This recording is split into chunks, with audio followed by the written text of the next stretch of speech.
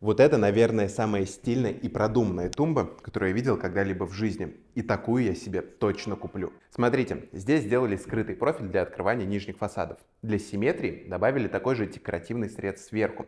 Но как только тут появилась подсветка, верхняя часть этой тумбы сразу стала левитирующей. А из-за того, что внутренняя часть этой конструкции сделана из алюминия, то свет отражается. И для меня это нереальный визуальный кайф. Хотите, чтобы в вашей квартире в Москве тоже была только самая стильная и продуманная мебель?